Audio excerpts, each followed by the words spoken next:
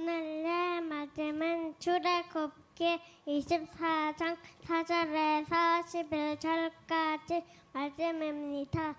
모세가 여호와의 모세 말씀을 기록하고 이른 아침에 일어나 산 아래에 제단을 쌓고 이스라엘 12지파대로 12기둥을 세우고 이스라엘 자손의 청년들을 보내어 여호와께 소로 번제와 화목제를 드리게 하고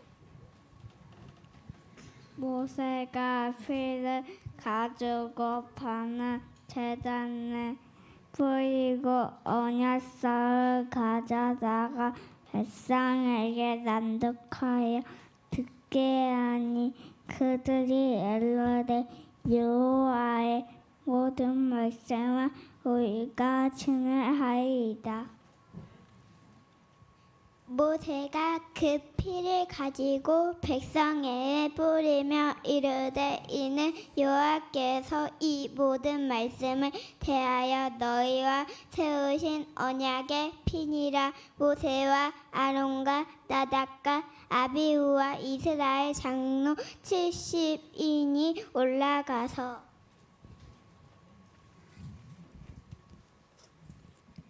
이스라엘의 하나님을 보니 그의 발 아래에는 정옥을 편듯하고 하늘같이 증명하더라.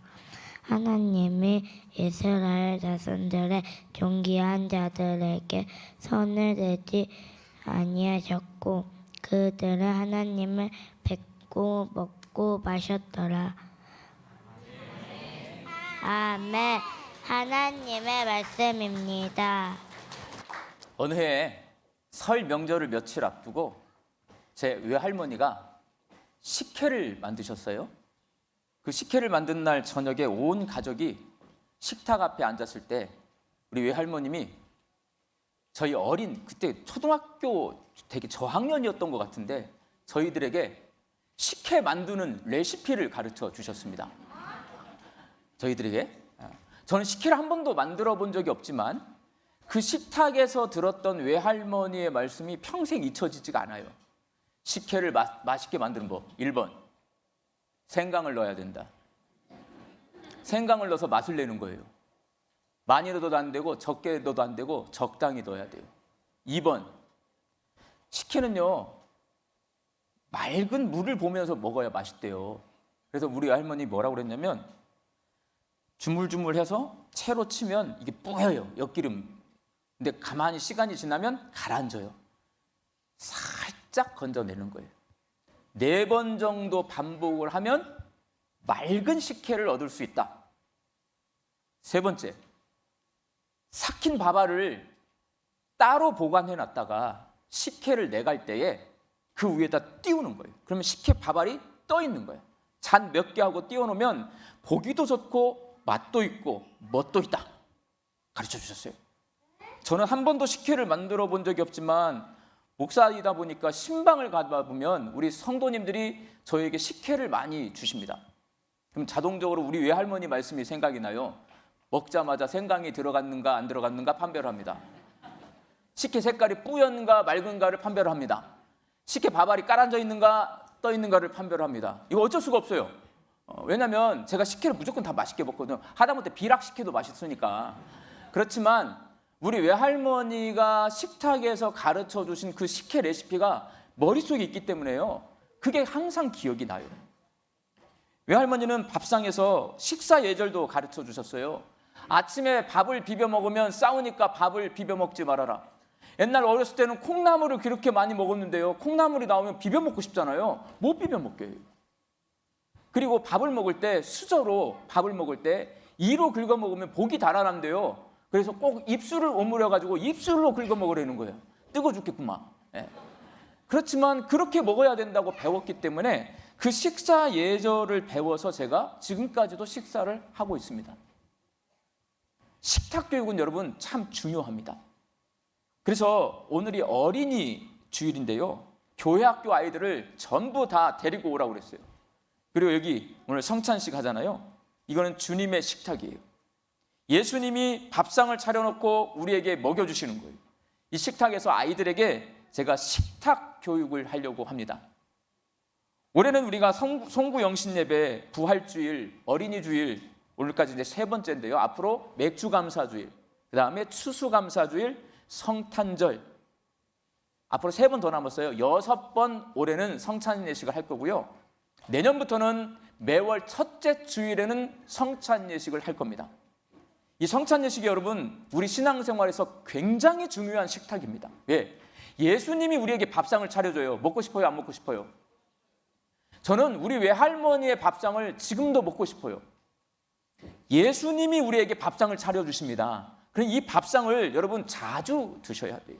너무 자주 먹으면 또 이게 귀한지 모르니까 제가 한 달에 한 번씩만 할 거예요.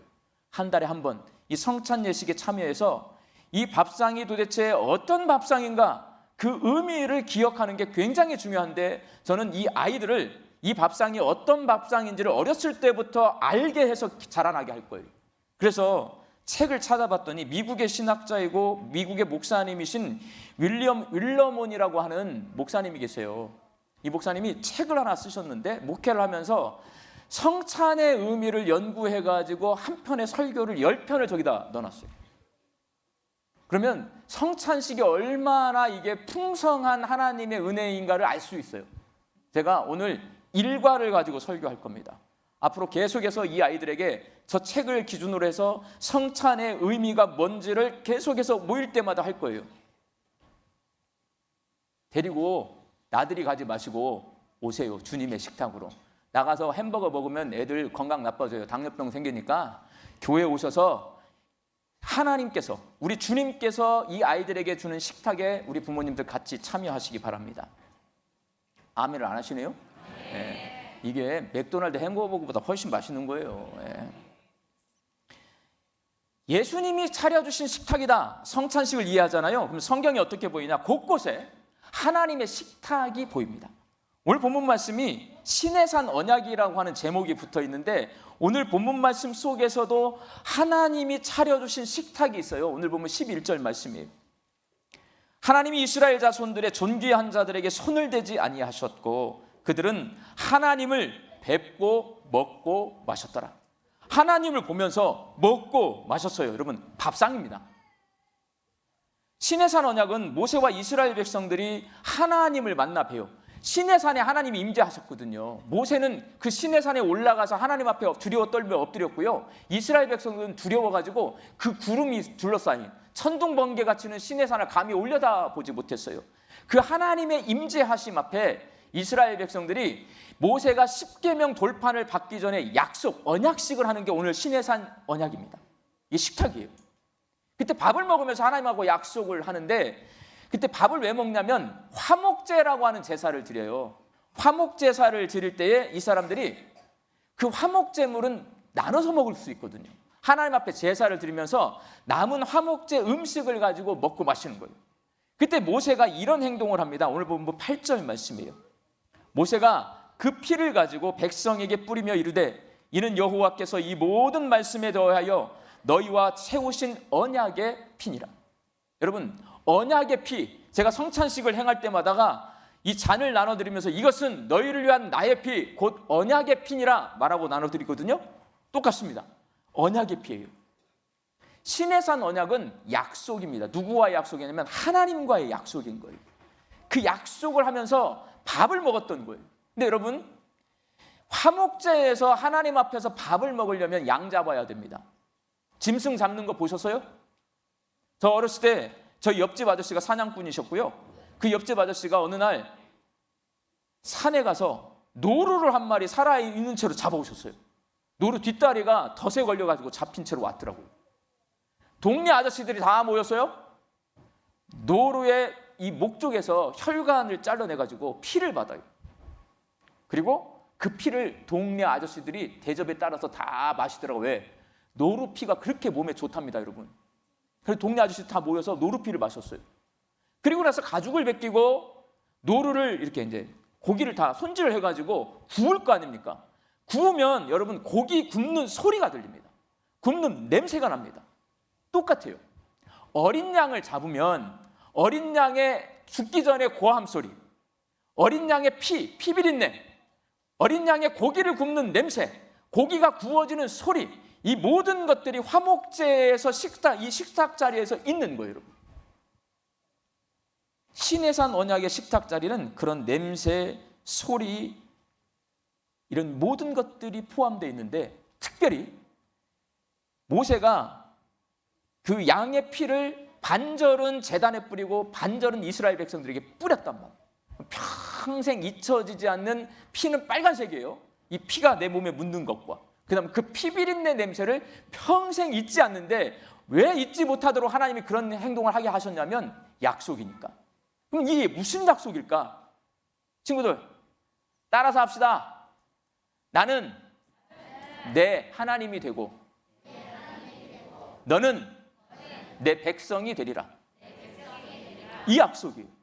나는 너희의 하나님이 되고 너희는 내 백성이 되리라. 이거 구원 약속입니다. 내가 하나님의 백성이 되는 것, 하나님이 나의 하나님이 되어주시는 것은요, 우리를 구원시켜 주시겠다는 거예요. 죄인인 우리를 구원시켜 주시겠다는 거예요. 이스라엘 백성들은 시내산에서 하나님이 차려준 식탁에서요, 핏부림을 받고 그 양고기를 먹으면서 서로 이야기를 합니다. 무슨 이야기를 할까요?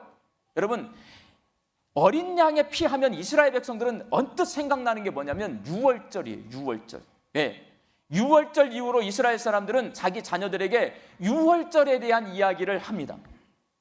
유월절에 3가지 음식을 먹어요, 이스라엘 백성들이. 친구들, 유월절 3가지 음식이 뭐예요? 누룩 없는 빵, 양고기, 쓴나물.